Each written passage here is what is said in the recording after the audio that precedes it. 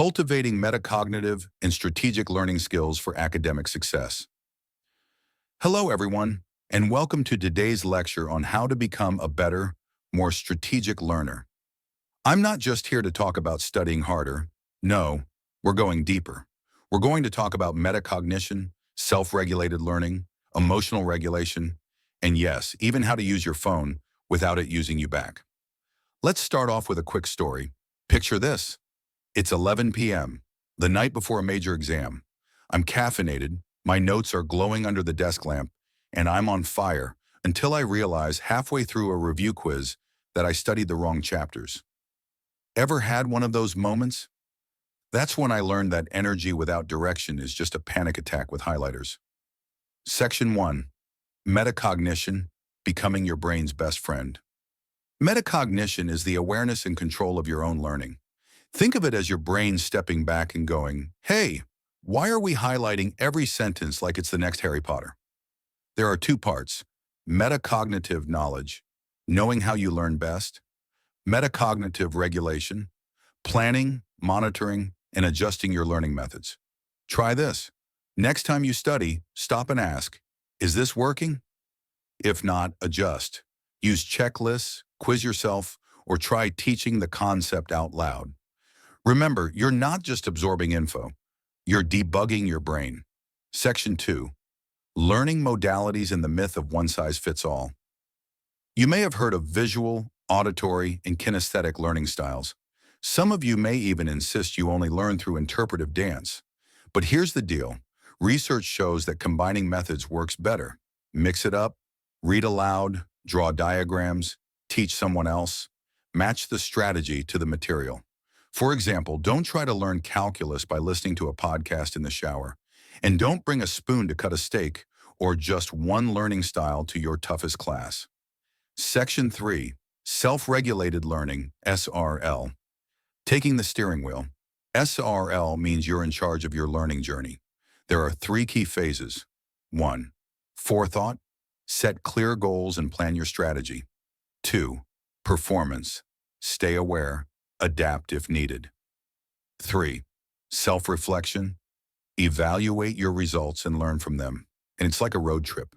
You need a destination, goals, a map, strategy, and regular pit stops, reflection. Bonus points if you bring snacks. Try writing a short-term academic goal right now, like improving a quiz grade, and jot down how you'll get there. Section 4. Motivation and emotional regulation. Fuel and suspension. Motivation matters. There's intrinsic, you love learning, and extrinsic, you love grades. Both are valid. But let's be real. Emotions hit hard. Anxiety can tank your memory. Boredom can block your focus. What helps? Mindfulness. Reframe negative self-talk. Reward yourself for sticking to the plan. One student I knew played Eye of the Tiger before every study session. Did it help? Who knows? Was it legendary? Absolutely. Take breaks, do victory dances, and remember, even Batman rests on rooftops. You can stretch. Section 5. Reflective practice and academic journaling. Want to really level up? Keep a learning journal. Reflect on what clicked, what didn't, and what you'll try next time. A journal is like a mirror for your brain, except instead of checking your hair, you're checking your habits. Make it fun. Add doodles, colors, memes. It's your brain's travel diary. Section 6. Embracing a growth mindset. Your brain is not a rock. A fixed mindset says, I'm bad at math. A growth mindset says, I haven't figured it out yet. Your brain is moldable. Treat mistakes as learning tools. Add yet to your vocabulary. If Einstein had a fixed mindset, we'd still be stuck at Newton. Rewrite one of your negative learning beliefs right now using the growth mindset. Section 7. Digital tools.